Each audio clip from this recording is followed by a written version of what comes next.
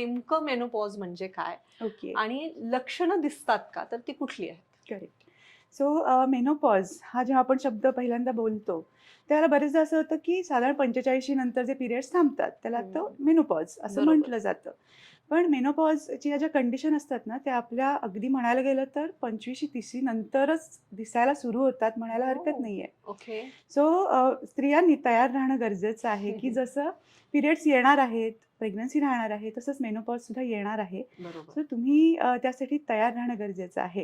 हं. So मेनोपॉजमध्ये exactly होतं काय, जे इस्ट्रोजन आणि प्रोजेस्टेरॉन हे स्त्री हॉर्मोन्स असतात, बरोबर. ते हळू-हळू कमी व्हायला लागतात. जसं वय आपलं वाढत जातं. आफ्टर 45 साधारण मेनोपॉज येतो. सो हे हॉर्मोन्स नॅचरलीच कमी होत जातात आणि पिरियड्स पूर्णतः थांबतात. बरं. याला मेनोपॉज म्हणतात. पण ह्याच्या स्टेजेस जसं मी म्हटलं, की 25शी-30शी पासून त्या दिसायला सुरुवात होऊ शकते. जनरली 35शी-40शी मध्ये हे सिम्प्टम्स दिसतात. ओके. जसं की पिरियड्स थोडेसे इरेग्युलर झालेले आहेत हम्म. किंवा हेवी फ्लो होतो आहे किंवा फ्लो कमी होतो आहे. बरोबर. सो अशा पद्धतीचे सिम्प्टम्स त्यावेळेला दिसायला सुरुवात होणं स्वाभाविक असतं. बरोबर. सो याला आपण थोडंसं ना प्री मेनोपॉज हम्म. म्हणू शकतो. हम्म. त्याच्यानंतरची स्टेज असते ती पेरीमेनोपॉज. म्हणजे ओके. पुढचे 35 ते 45 पर्यंतची ज्या त्या 10 वर्षातली स्टेज आहे, त्याला पेरीमेनोपॉज म्हणतो. मग बरं. त्याच्यामध्ये हे सिम्प्टम्स थोडे ॲग्रिवेट झालेले आपल्याला दिसतात. बरं. पिरियड्समध्ये फ्लक्च्युएशन्स खूप दिसायला लागतं आणि फिजिकल लेव्हलवरती सुद्धा आपल्याला चेंजेस दिसतात. बरं. मग हेअर फॉल आहे किंवा जसं मगाशी तू म्हणालीस वजन अचानक कमी होते, अचानक वाढतं आहे. हम्म. मूड स्विंग्स खूप जास्त होत आहेत. दुसरं आहे की ऑस्टिओपोरोसिस म्हणजे बोन हेल्थ थोडीशी आपली डिटोरिएट व्हायला लागते. बरं. सांधे दुखायला लागतायत. बरेचदा गुडघे दुखणं, नी पेन हे खूपदा पेशंट्सना अर्ली स्टेजमध्ये जाणवायला लागतं. सो या कंडिशनमध्ये सुद्धा आपल्याला ते समजून घेणं गरजेचं आहे, की काहीतरी शरीरामध्ये बदल होत आहेत. हे बरोबर. हॉर्मोन्समध्ये चेंज होत आहेत आणि आपण त्या दृष्टीने तयार राहणं, शरीराला तयार करणं तितकंच महत्त्वाचंही आहे. ओके. सो मेनोपॉझल स्टेज जेव्हा येते, त्यावेळेला साधारण 3 महिने, 6 महिने पिरियड्स आलेले नाही आहेत. हम्म. सो हे तुमचं मेनोपॉजचं लक्षण अगदी सुरुवात. सुरुवात अगदी हम्म. म्हणू शकतो आपण. आणि पण ते म्हणजेच मेनोपॉज का? हम्म. तर तिथेही थोडं आपल्याला लक्ष देणं गरजेचं आहे. कारण बरोबर. जनरली म्हणजे साधारण पिरियड्स आल्यानंतर ते 45 एजपर्यंत ती स्त्री जी आहे, तिचं शरीर जे आहे ते सेक्शुअली ॲक्टिव्ह आहे असं आपण म्हणतो. बरोबर. सो जेव्हा आपल्याकडे असा पेशंट येतो आहे, तेव्हा हे समजून घेणं फार महत्त्वाचं आहे, की फक्त तिचे पिरियड्स 3-4 महिने डिले झालेत म्हणजे ती मेनोपॉजमध्येच आहे का? सो तसं लगेच आपण शिक्कामोर्तब न कन्क्लूड करता करणं गरजेचं नाहीये. येस. सो आपण मे बी प्रेग्नन्सीची काही हिस्ट्री नाही आहे ना, सो हम्म. आपल्याला ते आधी समजून घेणं गरजेचं आहे. आणि ऑफकोर्स तशी काही हिस्ट्री नाही आहे, तर ते मेनोपॉझल सिम्प्टम्स दिसतायत हे आपण म्हणू शकतो.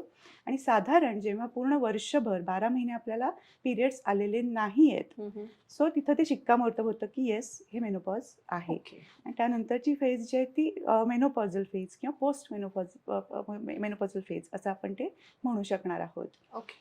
ओके. मला डॉक्टर तुम्हाला एक प्रश्न विचारायचा आहे, की जनरली असं होतं, की म्हणजे समजा मी सांगितलं मैत्रिणींमध्ये गप्पा होतात, की "अगं माझे केस खूप गळतायत" किंवा हं. "अगं 2-3 महिने झाले माझे पिरियड्सच आले हं, हं, नाहीयेत." हं. अचानक मैत्रिणी किंवा आजूबाजूच्या जे सजेस्ट आहेत, करतात. सजेस्ट करतात किंवा कन्क्लूड करतात, "बघ बरं का मेनोपॉज मेनोपॉज सुरू आहे. झाला असेल." हां. आणि नकळतपणे एक भीती किंवा आपण म्हणतो ना डाऊट इंजेक्ट करतात या त्या स्त्रीमध्ये. तर ही भीती का मेनोपॉजची एवढी आहे वाटते प्रत्येकीला? ॲक्चुअली द प्रॉब्लेम इज की ना अवेअरनेस नाही आणि मिसकन्सेप्शन्स खूप आहेत अगदी, लोकांमध्ये. अगदी. जसं डॉक्टरांनी आता सांगितलं की पिरियड्स आले नाहीत म्हणून तुम्ही या एजमध्ये नाही आले म्हणून तुम्ही मेनोपॉजवर कन्क्लुजन नाही घेऊ शकत. यू बरोबर. Have to look after other things also.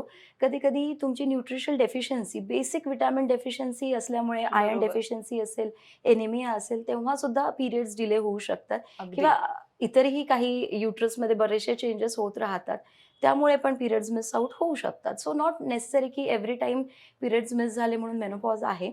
आणि जसं तुम्ही म्हणलं की केस गळतात आहे, की that could be also symptom of many nutritional deficiency. अगदी, अगदी. सो एकदम कुठल्या कन्क्लुजनवर न जाता की एक्झॅक्टली काय त्याचं करेक्ट मीनिंग आहे मेनोपॉजचं आणि काय सिम्प्टम्स असतात ते शक्यतो डॉक्टरांच्या सल्ल्यानेच त्याच्यावर शिक्का शिक्कामोर्तब हे केलेलं करावा. कधीही बरं. Yes. अजून एक भीती दाखवल्या जाते बरं हं, का, हं. की मेनोपॉजच्या काळामध्ये खूप तुमच्या गर्भाशयाच्या हो, हो. पिशवीची अशा पद्धतीने काळजी घे बरं का, तशा पद्धतीने काळजी घे बरं का.